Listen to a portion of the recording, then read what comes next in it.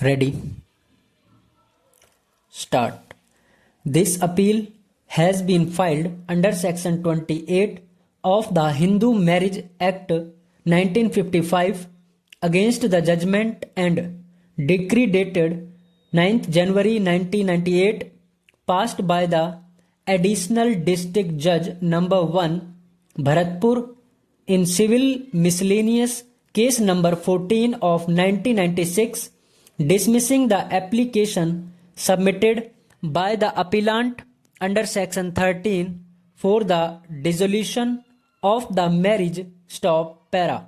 The brief facts giving rise to this appeal are that the marriage between the appellant husband and the respondent wife took place on 3rd December 1992, and it is urged in the petition that on or before 21st February 1993, the respondent wife tried to pour kerosene oil on herself to immolate but was prevented by the husband appellant with great difficulty. Stop.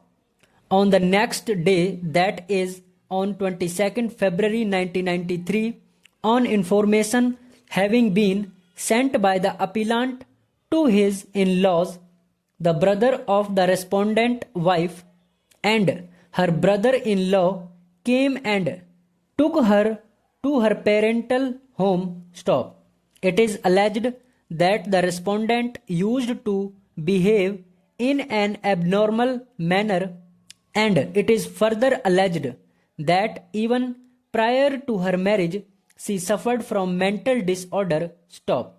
In the petition, it was alleged that the appellant made an inquiry and came to know that even prior to the marriage, the respondent wife was being treated for the aforesaid ailment. Stop.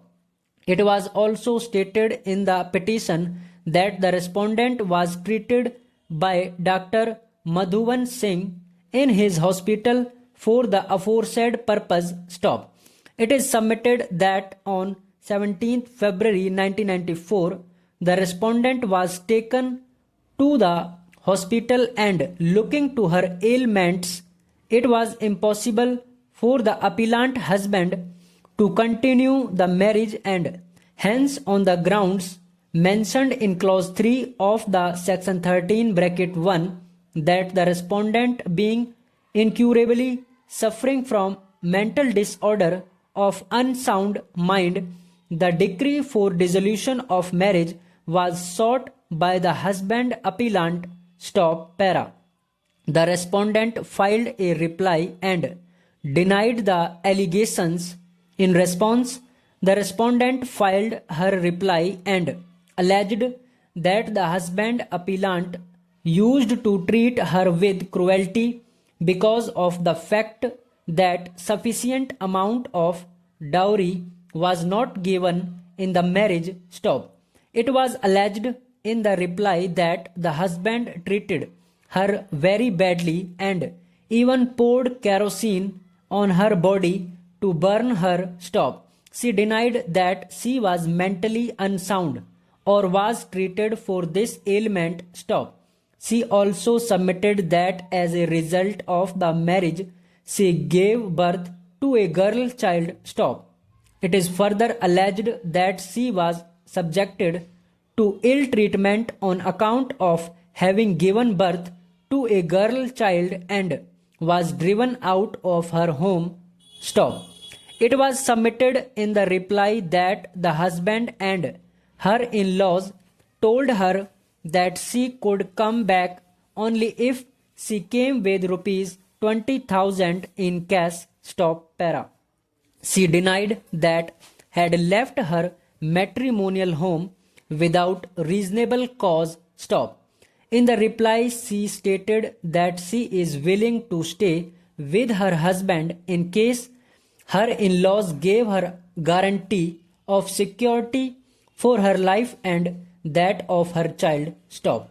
It was thus prayed that the application be dismissed. Stop para. In support of her claim of bona fide requirement of the demised premises, The landlady in her deposition as AW1 has 20 categorically stated that the tenant had shifted his residence from the demised premises finally to a new residence consisting of 2 rooms located at the back side of his dhaba. Stop. AW5, the mother of the landlady, corroborated her testimony. Stop. The rent controller and the appellate authority rejected the claim of requirement of the premises in dispute made by the landlady on flimsy and intangible ground, holding that the landlady was residing at Mohali, the place of her posting as a teacher in education board. Stop. Para. It was the specific case of the landlady that she is in fact was residing at Mohali in one room because of her employment as a government servant, and occasionally she used to visit Ludhiana to look after her mother. Stop. It was established by the landlady that had she got the possession of the demised premises from the tenant when he had shifted to his new residence located at the back side of the dhaba, she could have immediately occupied the premises and started living along with her old mother therein. Stop.